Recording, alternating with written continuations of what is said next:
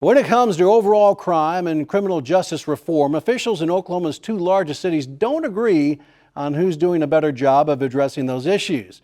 Now, a recent report suggests Oklahoma City is lagging behind Tulsa in key areas, but some say that report is inaccurate and flawed. Steve Shaw joined us now to take a closer look. Steve. Rich, bells and whistles went off 6 years ago when it became known the Sooner State had the highest incarceration rate in the U.S. A year later, a West Coast criminal justice reform group began to study how that happened and how to fix it. This 10-page brief is called Turning the Page. The San Francisco nonprofit that authored it calls itself Forward.us or FWD.us. They say they not only analyzed why Oklahoma's incarceration rate had grown so high 6 years ago, they also compared how Oklahoma County and Tulsa County have addressed criminal justice reform since that black eye was revealed in 2016. The findings, some would say, are pretty startling. Yeah, we were surprised, honestly, because there have been a lot of local efforts in both Oklahoma and Tulsa counties. Felicity Rose is Forward.us's director of research and policy for criminal justice reform.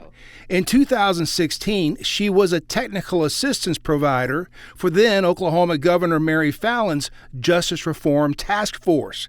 The good news, she says, is the state prison population has fallen 21% in the last 5 years. The crime rate in Oklahoma County is down almost 4%, but in Tulsa County, it's down nearly 3 times that.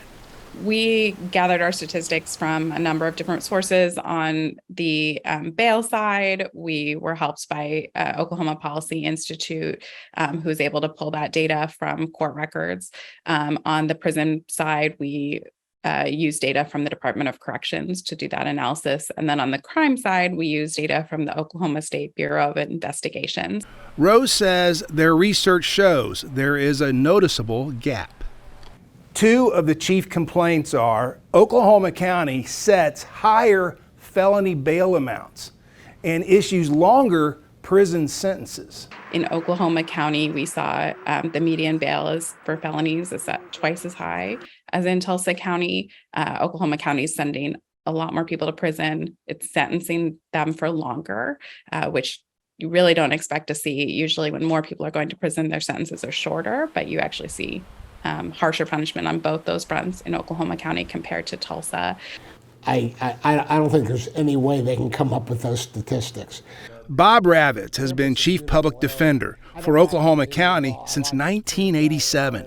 He says the Forward.us study is skewed because of the 2020 U.S. Supreme Court McGirt decision that basically ruled the state of Oklahoma does not have criminal jurisdiction over Muskogee Creek Nation around Tulsa. The McGirt decision basically said that these cases, that the land, a large part in Tulsa County, was what they call Indian land. Hence, those cases were not counted within the Tulsa County crime statistics. It has changed the criminal justice system in Tulsa County in ways that it hasn't necessarily in Oklahoma County. And we don't know exactly how much of the difference is due to that. I will say that this disparity between the counties existed before that change. So I don't think that that's the only reason that we see that. And I don't think it explains the difference in bail or the difference in sentence lengths. It might go a little way towards explaining the difference in the number of people sent to prison. But that there was already a big difference in that, before 2020. Ravitz points out bail for misdemeanor offenses in Tulsa County are much higher than in Oklahoma County. How realistic is it that there's going to be a change in laws? Let me tell you, I think what this report fails to talk about is all the good that has come in Oklahoma County over the last 5 years. Okay? First of all, the number of people who are being sentenced to prison has substantially been reduced. As a result of the jail trust and the management of the jail, There is zero triple selling today in the Oklahoma County Jail. What does that mean? What does that mean? It means that we used to have 3 people celled in an 8x10 cell 23 and a half hours a day. Okay? Well, who were those people? Those people were the type of people that if they were told they were going to get a 2-year sentence today, they would take it versus waiting a month to get probation. Why? Because they wanted out of that place. That place is the Oklahoma County Jail. Built on the very cheap 31 years ago, it's been a 13-floor tall incompetent stain on Oklahoma County for most of those 31 years. 2 years ago, the Oklahoma County Jail Trust took over operation of the jail. Mark Falk is a longtime social justice activist in Oklahoma County.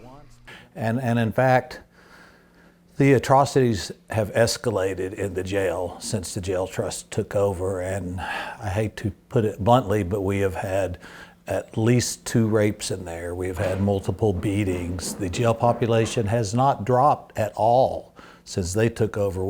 In June, Oklahoma County voters approved a $260 million initiative that will build a new jail.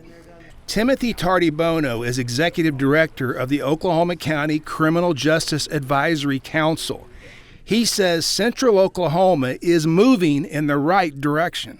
I think some of the flaws in the study is, first of all, I don't think it gives Oklahoma County enough credit just for the size differential between Oklahoma and Tulsa County. You know, a lot of people just put Oklahoma and Tulsa County together, but Oklahoma County is almost 150,000 people or more larger than Tulsa County. And if you would just compare that, that difference of 150,000, you would have the 3rd largest city in Oklahoma. So it is a substantial difference. So our numbers are going to be higher.